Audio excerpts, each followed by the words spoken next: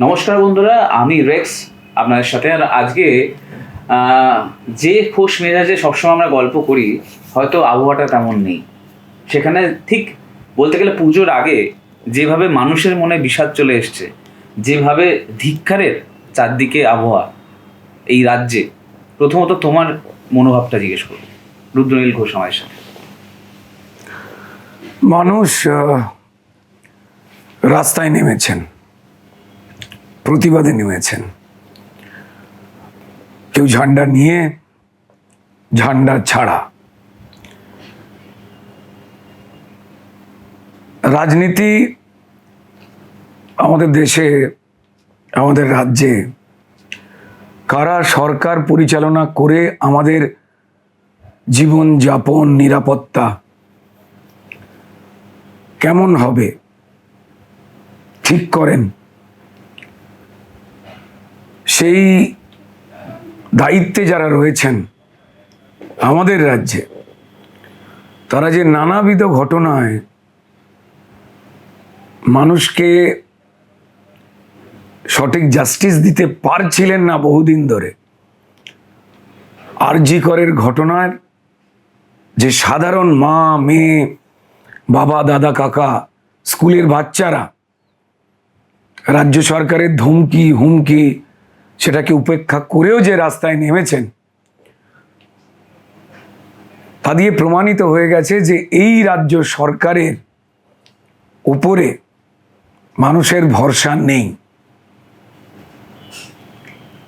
আমরা ভোট লুট দেখেছি, আমরা চাকরি বাকরি লুট দেখেছি, আমরা কেন্দ্র থেকে জব কার্ড, বাচ্চাদের জন্য মিড ডে মিল, গরিব মানুষের জন্য বাড়ি, আরো নানান কিছু, শৌচালয়, যা যা পাঠানো হয়েছে সেটাকে ক্রমাগত এই রাজ্য সরকারের লোকজনেরা যে চুরি করে নিয়েছে, আমরা সোশ্যাল মিডিয়া বা বিভিন্ন মিডিয়াতে মানুষের কথাবার্তায় জানতে পেরেছি, দেখতে পেরেছি। রাজনৈতিকভাবে যেমন সেটাকে নিয়ে প্রতিবাদ হয়েছে, ঠিক তেমনই কিন্তু সাধারণ মানুষও যারা রাজনৈতিক ঝান্ডা নিয়ে মাঠে নামেন না, যারা নিরপেক্ষ, আর এই নিরপেক্ষ মানুষের ইচ্ছাতেই কিন্তু সরকার পাল্টায়।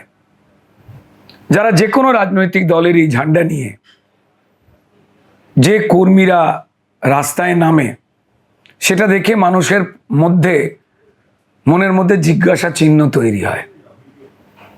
কিন্তু মানুষ যারা নিরপেক্ষ, যারা সাধারণ, তারা ওই তোলা প্রশ্নগুলোকে নিজেরা যাচাই করে নেয়। এতদিন ধরে তাই হয়েছে। শাসক দলের বিরুদ্ধে, তাদের অন্যায়ের বিরুদ্ধে পশ্চিমবঙ্গে যে যে বিরোধী রাজনৈতিক দল, সেটা অফিসিয়াল বিরোধী রাজনৈতিক দল বিজেপি হতে পারে, বা তৃণমূলের বিরুদ্ধে থাকা অন্যান্য যে কোনো রাজনৈতিক দল হতে পারে, তারা সংখ্যায় ছোট। ক্রমাগত তাদের কর্মীদের হত্যা করা হয়েছে। বিজেপির প্রায় 250-এর ওপরে কর্মীর প্রাণ চলে গেছে এই সত্যি কথাটা বলতে গিয়ে। এটা মানুষ কিন্তু দেখেছেন। এবং তারপর আরজি করে যে ঘটনাটা ঘটল, সেখানেও কিন্তু আরজি করে এই সন্দীপ ঘোষ যে প্রিন্সিপাল ডাক্তার, তার অঙ্গুলি হেলনে প্রশাসনিক ক্ষমতা, শাসক দলের সঙ্গে তার দহরম মহরম এমনটাই যে সরকারি নির্দেশকেও তিনি উপেক্ষা করতে পারতেন, বা সরকারি নির্দেশকেও তিনি না মেনে নিজের নির্দেশকে চাপিয়ে দিতে পারতেন। অর্থাৎ সরকার, পশ্চিমবঙ্গ সরকার তার কথা মেনে নিত। স্বাস্থ্য দপ্তর তিনি যা বলতেন, বড় বড় অফিসার পুরোটা মুঠোর মধ্যে। এই মুঠোর মধ্যে কখন হয়? যখন শাসক দলের সর্বোচ্চ ব্যক্তিদের সঙ্গে আমার কিছু একটা লেনদেন থাকে। কিন্তু মজাদার একটা বিষয় এই পরিস্থিতিতে, আমি এই প্রসঙ্গে বলি, এই দুর্নীতি নিয়ে ওদের ওখানের আরজি করের অধ্যাপক যারা ডাক্তার প্রফেসর রয়েছেন বা শুধু যারা ডাক্তার রয়েছেন, যারা স্টুডেন্ট রয়েছেন, জাল ওষুধ, অঙ্গ প্রত্যঙ্গ পাচার, নষ্ট হয়ে যাওয়া, কারণ সিরিঞ্জ, স্যালাইনের বোতল, গ্লাভস, মানে আরো অনেক কারবার একটা ভয়ঙ্কর চলছে জিনিস রয়েছে যেগুলো দ্বিতীয়বার ব্যবহার করলে মানুষের, যার উপরে ব্যবহার হবে দ্বিতীয়বার, তার রোগ জীবাণুটা চলে আসতে পারে আগের লোকেরটা থেকে। এগুলোকে ফেলে দিতে হয়, বর্জ্য পদার্থ, ওয়েস্ট ধরা হচ্ছে, ওয়েস্ট। সেটাকেই আবার ঘুর পথে বিক্রি করা, আবার হসপিটালে ঢোকানো, ড্রাগের ব্যবসা, মৃতদেহের ব্যবসা, এই সবকটার বিরুদ্ধেই যখন কেউ না কেউ মুখ খুলেছেন, স্টুডেন্টদের পরীক্ষায় ফেল করানো হয়েছে, তারা ভয়েতে চুপ করে গেছে। যারা প্রফেসর ডাক্তাররা ছিল তারা যখন প্রতিবাদ করেছেন, তখন তাদের স্বাস্থ্য দপ্তর থেকেই তাদের উপরে এই সন্দীপের নির্দেশে তাদেরই ক্ষতি হয়ে গেছে। ফলত একটা ভয়ের পরিবেশ তৈরি করা হয়েছে। সন্দীপের কথায় স্বাস্থ্য দপ্তরের মাথারা করেছেন স্বাস্থ্যমন্ত্রীকে মমতা বন্দ্যোপাধ্যায়। অর্থাৎ দুর্নীতিকে পরিচালনা করবার জন্য মমতা বন্দ্যোপাধ্যায় ঘনিষ্ঠ এই সন্দীপ ঘোষ এত বড় কাণ্ড হওয়ার পরেও তাকে জেলে না পুরে, জিজ্ঞাসাবাদ না করে রাজ্য সরকার তাকে একের পর এক বিভিন্ন পদে এই জায়গাটাই পদোন্নতি করানো হচ্ছে। কেন? সন্দীপ ঘোষের পাশে রাজ্য সরকার অর্থাৎ মুখ্যমন্ত্রী, স্বাস্থ্যমন্ত্রী, পুলিশ মন্ত্রী আছেন, বারবার এই বার্তাটা দিচ্ছেন। কি কোনো লুকোনোর কোনো কিছুর ব্যাপার? অবশ্যই, না হলে এরমটা করবেন কেন? মুখ্যমন্ত্রী এরম করবেন কেন? তো যাই হোক, এই মহিলা ডাক্তারটি বাকিদের মতো ভয় চুপ করে যায়নি। সন্দীপ ঘোষের হাতে রাঘববোয়ালের নাম আছে। এই মেয়েটি বাকি ডাক্তার, অধ্যাপক যারা যারা ভয় পেয়ে গেছিলেন, যারা স্টুডেন্ট নিজেদের কেরিয়ার 1 বছর নষ্ট করতে যায়নি যে প্রতিবাদ করলেই আমাদের ফেল করিয়ে দেওয়া হবে, এই মেয়েটি অনেক কিছু জেনে গিয়েছিল। মাফিয়াদের মুখোশটা খুলে দেওয়ার কথা সে আলোচনা করেছিল এবং তাই পরিকল্পিত উপায়ে একাধিক ব্যক্তি মিলে তাকে মার ধর, নৃশংস, তারপর হত্যা, সঙ্গে রেপ। অনেকে শুধু রেপ রেপ রেপ রেপ বলে বিষয়টা নারী পুরুষের মধ্যে একটা অশান্তি তৈরির দিকে না বুঝেই নিয়ে চলে যাচ্ছেন। আমি তাদের অনুরোধ করব যে এটা সাধারণ কোনো রেপ নয়। অন্যায়ের বিরুদ্ধে মুখ খোলবার জন্য মাফিয়ারা তাদের নিয়ম মেনে নৃশংস শাস্তি দেওয়ার জন্য মারধর, খুন, যার মধ্যে একটা পার্ট রেপ ঘটিয়ে নিজেদের কত বড় ক্ষমতা সেই উদাহরণটা সেট করতে দিয়েছেন। যে কারণে মেয়েটি মরে পড়ে থাকবার পরে, বলতেও খারাপ লাগছে, তার রক্তাক্ত, ক্ষতবিক্ষত, বিবস্ত্র দেহ পড়ে থাকবার পরেও ওই হাসপাতালের ডাক্তাররা সকালবেলা ওই দেহ দেখে, ডাক্তার আপনি আমি নয়, তারা দেখে থানায় জেনারেল ডায়েরি করে বলছেন সকালবেলা একটা অজ্ঞান হয়ে যাওয়া দেহ পড়ে আছে। ভাবুন, একটা নারী ধরলেই জানা যায় কে বেঁচে কে মরে, ক্ষতবিক্ষত একটা বিবস্ত্র শরীর, যারা সবার টেস্ট করে, ঠিক আছে, সেই ডাক্তাররা বলছে, তার গলায় স্টেথো, সে হার্টবিট দেখছে না, নাড়ি দেখছে না, থানায় জানিয়ে দিচ্ছে। কি পরিকল্পনা! বলে দেওয়া হলো যে অজ্ঞান। তারপর যখন এই খবর তার বাকি অন্যান্য অপেক্ষাকৃত ভয় পেয়ে গুটিয়ে থাকা এই বোনটির মতো প্রতিবাদী নয়, বাকি যে স্টুডেন্টসরা জানতে পারলো, তারা প্রতিবাদটা করা শুরু করলো, আগুন বাড়তে শুরু করলো, খবর বাড়তে শুরু করলো।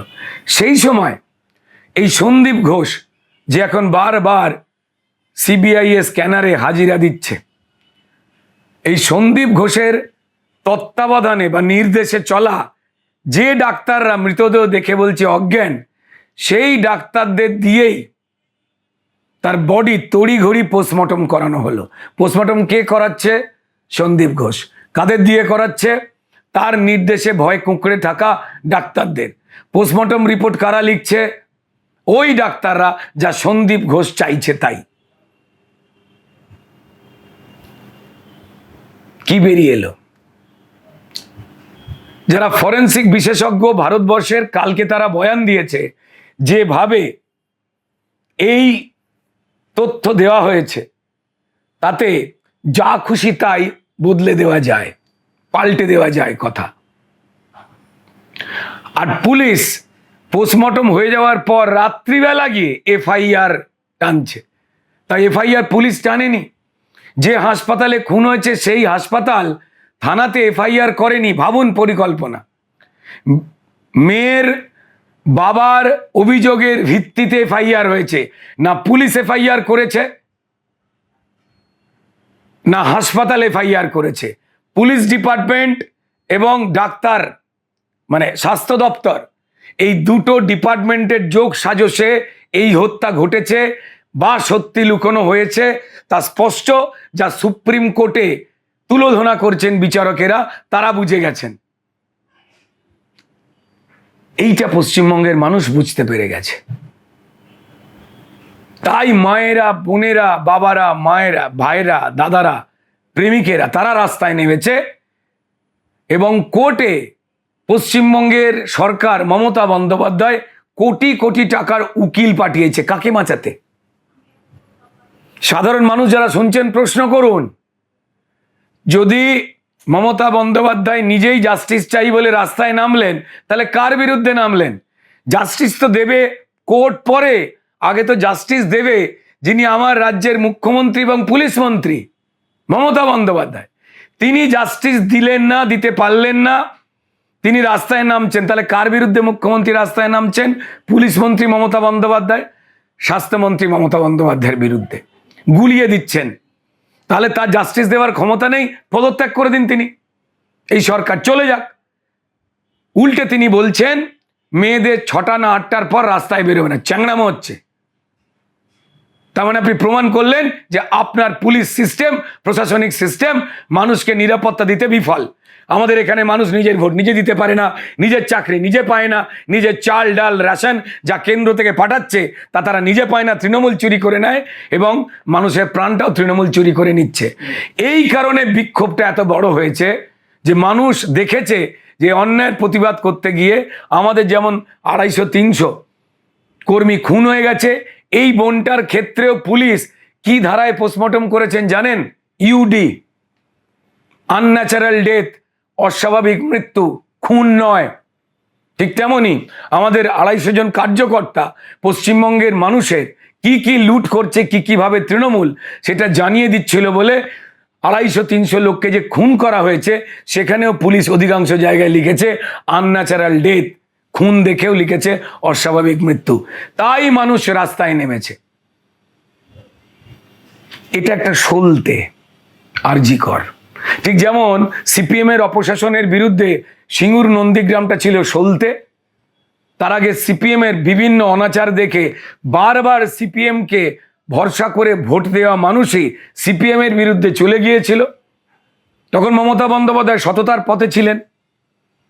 তারপর আর নিজের নামের আগে সততার প্রতীক লিখতে পারেন না, তিনি তার নেচার পাল্টেছেন।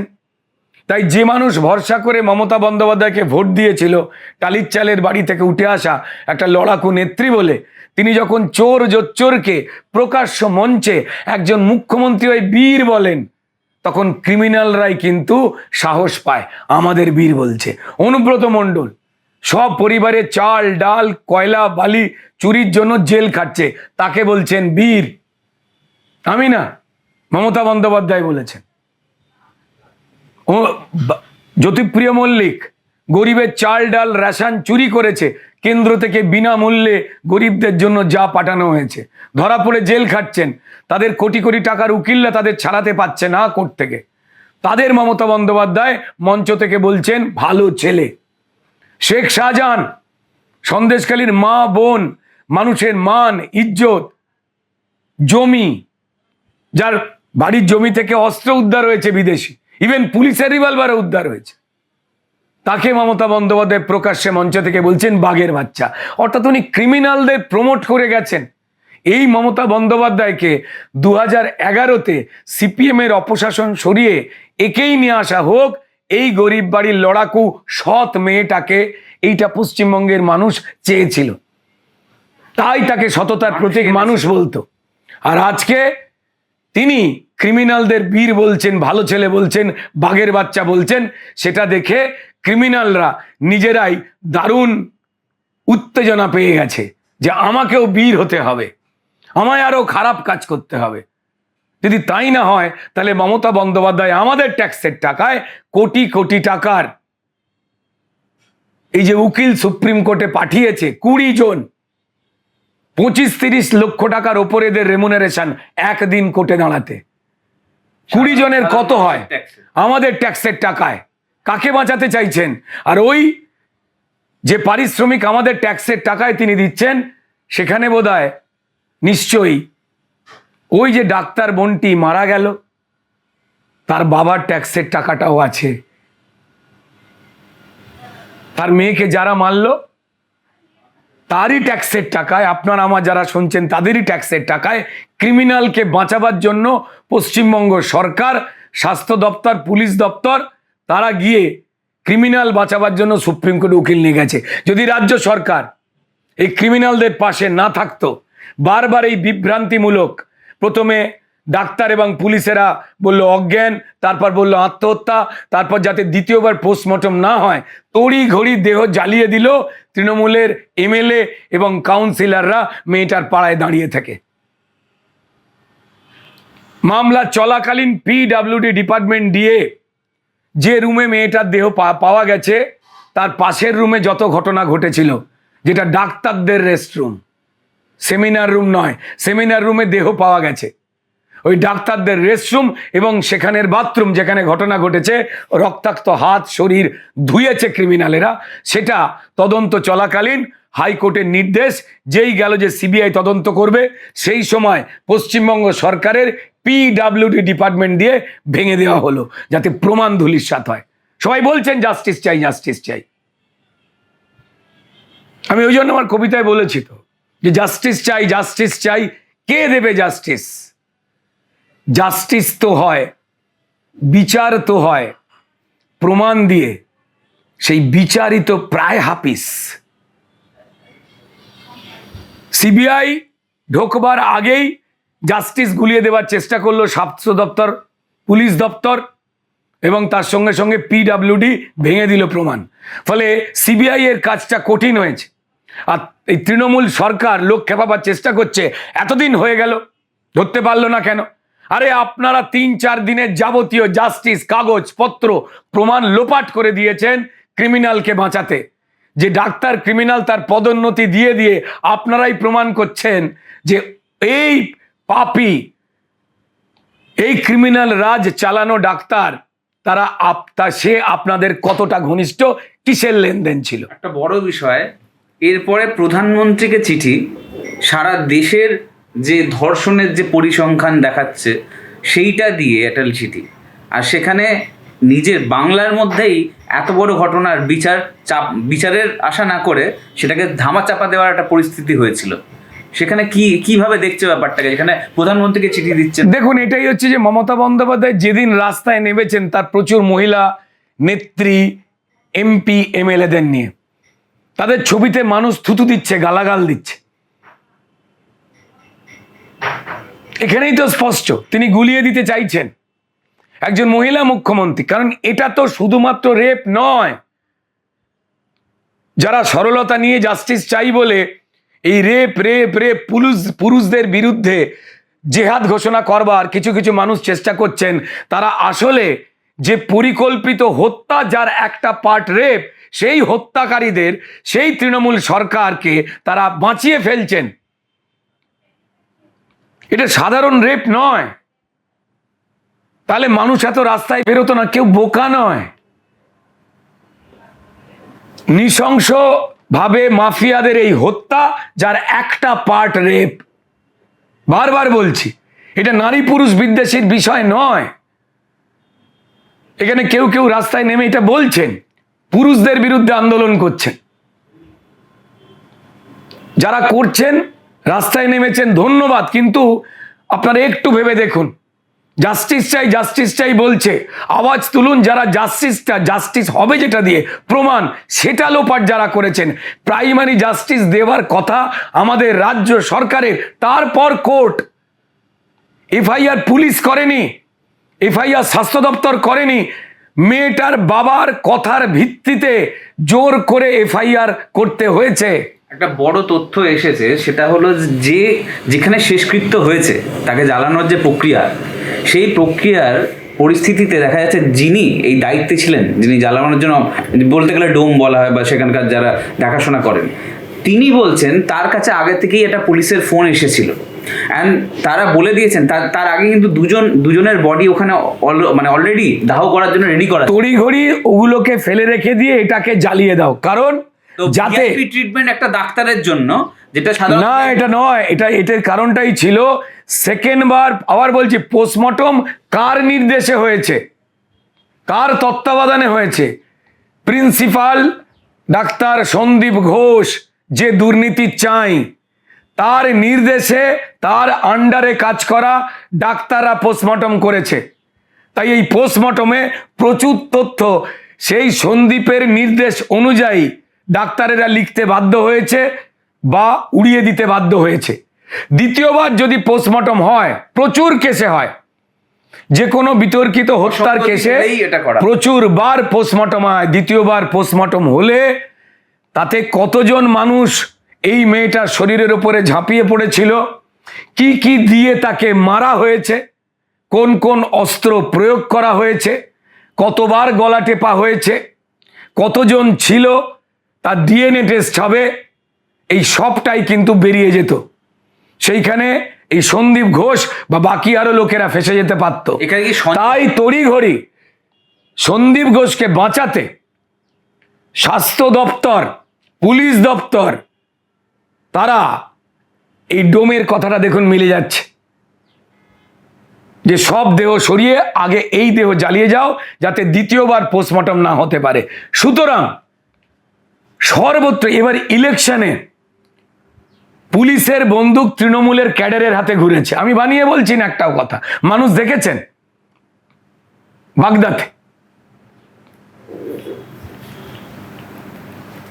আগুন এমনি জ্বলছে না, তোমাকে পুলিশের ভ্যানে তোলা হলো দুবার, আমাকে দুবার তোলা হয়েছে। তো এটা রাজনৈতিক বিষয় না প্রথমত। দ্বিতীয় কথা হলো মানুষের স্বার্থে, বিচারের স্বার্থে, সেটা তো আমাদের গণতন্ত্রের অধিকার। দেখুন, এই স্কুলে ফতোয়া জারি করছে, এটাও তো করতে পারে না। আমাদের পশ্চিমবঙ্গে 2021-এর পর রাজনীতি ভুলে গিয়ে নিরপেক্ষভাবে ভাবতে বলছে। যারা শাসক দলে ক্ষমতা এলেন, যেভাবেই জিতুন না তারা, ফলস ভোট যা খুশি ওসব কাউন্ট তো হয় না, তারা জিতেছেন, ক্ষমতায় এসেছেন। আসবার পর বিজেপির 100-র উপরে কর্মীকে খুন হতে হয়েছে, হাজার হাজার কর্মীকে বাড়ি ছাড়তে হয়েছে। শুধু বিজেপি নয়, অন্যান্য রাজনৈতিক দলের। সিপিএম যখন রেড ভলেন্টিয়াররা নেমে মানুষের বাড়িতে সিলিন্ডার দেওয়ার চেষ্টা করছিল, তখনও তাদের মারা হয়েছে। কংগ্রেসের কর্মীদের খুন করা হয়েছে। যখন এই তাণ্ডব চলছে, তখন কেন্দ্রীয় মানবাধিকার কমিশন যখন তদন্ত করতে এখানে এসেছে, তাদের অবধি মারা হলো। তারা রিপোর্ট দিয়ে বলল এই রাজ্যে আইনের শাসন নেই, শাসকের আইন আছে। অর্থাৎ শাসক তৃণমূল যেটাকে মনে করবে আইন, সেটাই আইন। সংবিধান মেনে, আইন মেনে এরা চলে না। যে কারণেই যখন হাইকোর্টের সম্মানীয় বিচারকেরা মানুষের জীবন, প্রাণ, ভোট যারা লুট করে, খতম করে, তারা যখন ধরা পড়ে, তাদের কোটি কোটি টাকার খরচ করে লয়াররা যখন তাদের বাঁচাতে পারে না, বিচারকেরা যখন তাদের কোনো শাস্তি দেয়, তখন এই তৃণমূল আদালত অবরোধ করে, বিচারপতিদের গালাগাল মারে, পোস্টার মারে। কারণ তারা জানে যে একটা ক্রিমিনাল ফেসে গিয়ে যদি মুখ খুলে দেয়, আমাদের দলের সর্বোচ্চ জায়গা ফেসে যাবে। তারা বলে দেবে যে আমি টাকা পয়সার বিনিময় বা ভাগের বিনিময় আমি এই কাজটা করেছি। তারা বলেন কোর্ট তুলে দাও। পশ্চিমবঙ্গের সম্মানীয় মুখ্যমন্ত্রী বলছেন আদালত রায় দিয়েছে বলে আমায় মানতে হবে এই ভুয়ো টিচারদের মাইনে বন্ধ করে দেওয়ার জন্য। হাজার হাজার জাল ওবিসি সার্টিফিকেট, যারা ওবিসি নয় তাদেরও ওবিসি সার্টিফিকেট পাইয়ে দেওয়া হয়েছে। হাইকোর্ট বলেছে সমস্ত ওবিসি সার্টিফিকেট ক্যান্সেল। মিথ্যে লোকেদের ওবিসি সার্টিফিকেট দিয়েছে, পয়সার বিনিময় করেছে এরা যা করে। আবার সেটাকে নিয়ে রাজ্য সরকার সুপ্রিম কোর্টে গেছে। আমি জানি না ভারতবর্ষের অন্য রাজ্যের যে কোনো বিচারে সুপ্রিম কোর্ট তাড়াতাড়ি রায় দিয়ে দেয়, আমি জানি না। পশ্চিমবঙ্গের যে কোনো দুর্নীতির বিষয়, এই চাকরি, ডিএ, এই টিচারদের চাকরি নিয়ে যে হাইকোর্ট যে রায় দিল, যে ভুয়ো টিচার আসল টিচার সুপার নিউমারিক পোস্ট করে এই রাজ্য সরকার মিলিয়ে দিয়েছে, তাই চাকরি বাতিল। সুপ্রিম কোর্টে গেল, সুপ্রিম কোর্ট বলে বিবেচনা করছি, স্টে করছি। কাকে বাঁচাচ্ছে? এই রাজ্য সরকারের দুর্নীতিকে সবাই বলছে। তাহলে এই সুপ্রিম কোর্টের পরিস্থিতি বলছি সবাই বলছেন। ওবিসি সার্টিফিকেট নিয়ে দেখুন, সেম জিনিস, সুপ্রিম কোর্ট তারা বলছে দেখছি। সবাই বলছেন সুপ্রিম কোর্ট বাঁচাচ্ছেন। যে কোনো মামলা হচ্ছে যেখানে রাজ্য সরকার যে দোষী, এরা যে পাপ করেছে মানুষের জীবন নিয়ে, এদের শাস্তি হোক। হাইকোর্টের সম্মানীয় বিচারকরা রায় দিয়ে দিচ্ছেন, এরা সুপ্রিম কোর্টে চলে যাচ্ছে, একের পর এক বেল পেয়ে যাচ্ছে, আর নয় স্টে হয়ে যাচ্ছে। আমরা বলছি না, ভারতীয় জনতা পার্টি এ কথা বলছে না, আমাদের আস্থা সুপ্রিম কোর্টের উপরে রয়েছে, কিন্তু পশ্চিমবঙ্গের মানুষ তারা তাকিয়ে দেখছেন, যারা জ্বলছেন পুড়ছেন বিচার পাচ্ছেন না, তারা প্রত্যেকেই বলছেন যেন সুপ্রিম কোর্টের এই অনেক মামলা, কিন্তু শুধুমাত্র পশ্চিমবঙ্গের তৃণমূল বা তৃণমূলের সরকার যে দুর্নীতির সঙ্গে জড়িয়ে, যা নিয়ে হাইকোর্ট রায় দিয়ে বলে দিচ্ছে যে হ্যাঁ এরাই দুর্নীতিবাজ, তাদের পাশে যেন সুপ্রিম কোর্ট দাঁড়িয়ে যাচ্ছে, এই কথাটা মানুষের মুখ থেকে শুনতে হচ্ছে। এটা আমাদের ভালো লাগছে না। তাই এই যে ঘটনাটা ঘটেছে, যা সারা দেশে তোলপাড় হচ্ছে, সারা পৃথিবীতে তোলপাড় হচ্ছে, পাকিস্তানের মতো দেশ যারা ভারতবর্ষের সারাদিন ক্ষতি চায়, ভারতবাসীর ক্ষতি চায়, আমাদের একটু কিছু হলেই তারা অমঙ্গল কামনা করে, তারা অবধি পিএমএ, পাকিস্তান মেডিকেল অ্যাসোসিয়েশনস, তারা চিঠি দিয়ে বলছে এই নারকীয় ঘটনা যেন কোনো সভ্য দেশের না হয়। কতটা ছোট করেছে। আর সুপ্রিম কোর্টে কাদের বাঁচাতে কোটি কোটি টাকার উকিল পাঠিয়েছেন মানুষ ভাবুন। এই রাজ্য সরকার কেন পাঠিয়েছে, কাদের বাঁচাতে পাঠিয়েছে? যারা অন্যায় করেছে, যারা পরিকল্পিত হত্যা করেছে মেয়েটাকে, তারা যদি ধরা পড়ে পড়ুক, কিন্তু রাজ্য সরকার এত কোটি টাকার উকিল পাঠালো কেন? কপিল সিব্বল কেন? প্রশ্ন করুন, কাকে বাঁচাতে চাইছে? মানুষ বোকা নয়, এরা আন্দোলন স্তব্ধ করতে চাইছে। আমায় দুবার অ্যারেস্ট করা হয়েছিল, কলার ধরে টেনে একবার। বিশ্বাস করুন, দরজা যখন বন্ধ হয়ে গেছে পুলিশ ভ্যানের, সেখান থেকে লালবাজার সেন্ট্রাল লক আপ একবার, বিধাননগর ওয়েস্ট থানা যেদিন স্বাস্থ্য ভবন অভিযান ছিল, পুলিশ ক্ষমা চেয়ে বলছে যে রুদ্রনীলবাবু মার্জনা করবেন, যা ঘটছে তা অন্যায়, কিন্তু আমাদের কিচ্ছু করার নেই, উর্দিটা পরে আছি তো চাকরি করি সরকারি। তাদের উপর নির্দেশ রয়েছে স্বাস্থ্যমন্ত্রী, পুলিশ মন্ত্রী মমতা বন্দ্যোপাধ্যায়ের। যারাই আন্দোলন করবে তাদের মারো, ধরো, চমকাও। প্রত্যেক পাড়ায় পাড়ায়, জেলায় জেলায় তৃণমূলের নেতারা তারা মা বোনেদের ধমকাচ্ছেন, পাড়ার ছেলেদের ধমকাচ্ছেন। আমার কাছে ফোন এসছে, যারা শুনছেন তারাও জানেন যে প্রতিবাদ করলে ঠ্যাং ভেঙে দেব। এইভাবে আটকানো যায় মানুষকে, এইভাবে পুলিশ দিয়ে চমকানো যায়। এত পুলিশ আপনাদের রয়েছে, আপনারা ডার্বি বন্ধ করে দিলেন যে পুলিশ পর্যাপ্ত নেই, কারণ আপনারা জানতেন সারা স্টেডিয়ামে যারা রাজনীতির মধ্যে থাকে না, যারা খেলার মাঠের মানুষ, তারা একসঙ্গে স্লোগান দিত, মোহনবাগান ইস্ট বেঙ্গল, সবাই স্লোগান দিত। এটা কিন্তু সৌহার্দ্যের একটা পরিচয়। তারা স্লোগান দিয়েছিল যে জোট বেঁধেছে বাঙাল ঘটি, বিদায় নেবে হাওয়াই ছুটি। এটা কোনো রাজনৈতিক দলের স্লোগান নয়। মুখ্যমন্ত্রী অপদার্থ, তাইও তিনিও রাস্তায় নেমেছেন, যার প্রশাসনের জাস্টিস দেওয়ার কথা দিতে পাচ্ছেন না। আমি ফেরবার সময় রাত্রিবেলা অন্য একটা মিটিং মিছিল ছিল, সেটা প্রতিবাদ মিছিল ছিল, সেটা ছেড়ে ফেরবার সময় দেখলাম এক গাদা হেলমেট বর্ম নিয়ে হাজার হাজার পুলিশ দাঁড়িয়ে রয়েছে, আর ছেলে মেয়েগুলো স্লোগান দিয়ে যাচ্ছে। সেই স্লোগানটা মারাত্মক স্লোগান ছিল পুলিশের এগেনস্টে। এটা রাজনৈতিক দলের স্লোগান নয়। ছোট ছোট ইয়াং ছেলেমেয়েরা, আমি যেতেই তারা আমাকে বললো যে রুদ্রনীলদা আপনিও স্লোগান দিন। কোনো সেলিব্রিটি তৃণমূল ঘেঁষা কেউ আসেনি আমাদের এখানে, কেউ পাশে দাঁড়ায়নি। রাত্রিবেলা আমি যখন ফিরছিলাম তখন যুব ভারতীর সামনে সমস্ত ক্রীড়াপ্রেমী ছেলেমেয়েরা ইয়াং তারা ডার্বি বন্ধ করে দেওয়ার জন্য অজুহাত দিয়ে, যদি স্টেডিয়াম বলে উই ওয়ান্ট জাস্টিস ফর আরজি কর, তাই খেলা বন্ধ করে দেওয়া হলো। আর খেলার মাঠে যারা রাজনীতি মধ্যে থাকেই না, ক্রীড়াপ্রেমী ছেলেমেয়েরা, তারা স্লোগান দিচ্ছিল। আমি ওখান থেকে আর একটা সভা সেরে ফিরছিলাম, বৃষ্টি পড়ছিল, সেই বৃষ্টি উপেক্ষা করে একদিকে বর্ম পরে হাজার হাজার পুলিশ, আর একদিকে নিরপেক্ষ অরাজনৈতিক এক গাদা মা মেয়ে ছেলে তারা দাঁড়িয়ে স্লোগান দিচ্ছে।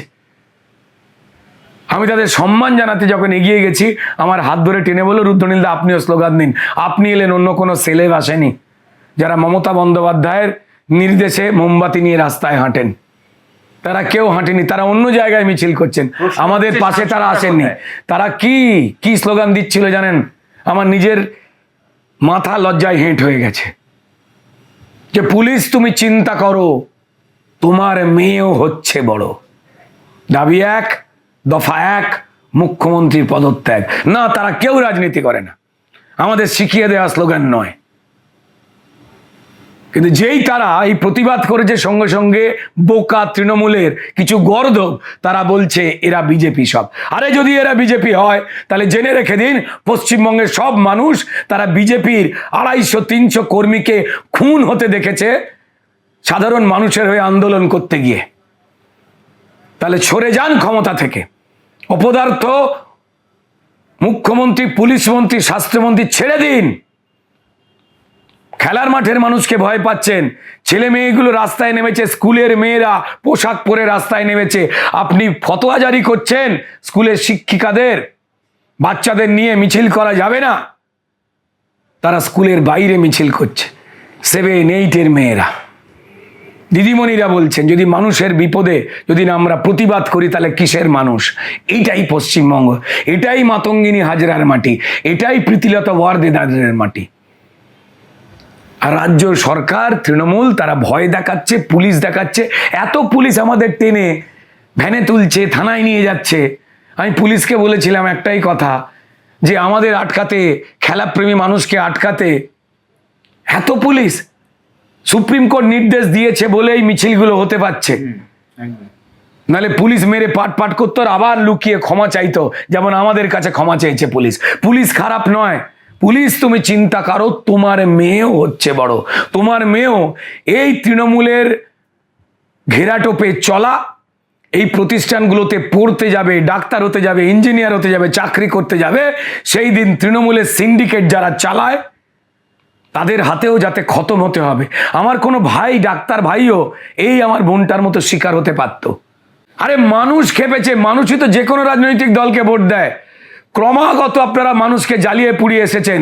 হাঁসখালিতে আমাদের একটা বোন, তাকে তৃণমূলের এক নেতা শারীরিক অত্যাচার করে উইদাউট ডেথ সার্টিফিকেট পুড়িয়ে দিল। আর মুখ্যমন্ত্রী সরকারি মঞ্চ থেকে বলছেন বোধহয় প্রেম ছিল। এরকম তো হয়ে থাকে। আমাদের এই ডাক্তার বোনটার উনি দর ঠিক করে দিলেন, 10 লাখ টাকা দেওয়া যেতে পারে। আপনি থাকবেন না মুখ্যমন্ত্রী, কারণ পশ্চিমবঙ্গের মানুষ একটাই কথা বলছে, যে আগুন জ্বলছে বুকে, এই আগুন নেভা বড় শক্ত। বঙ্গবাসী চোরেদের নয়, প্রতিবাদের ভক্ত। একদমই, আজকে এইভাবেই শেষ করবো। আর আজকে কিন্তু কোনো রাজনৈতিক প্রেক্ষাপটে মোড়া রুদ্রনীল ঘোষের কাছে আসিনি, আজকে অবশ্যই মানবিকভাবে এসেছি। আর তার কাছে যে বিষয়টা খুব পরিষ্কারভাবে জানতে পারলাম, যে অবশ্যই মানুষের ক্ষোভ লুকিয়েছিল এতদিন ধরে, আর অনেকেই সেই ক্ষোভটা হয়তো রাস্তায় নেমে প্রকাশ করছেন এতদিন পর।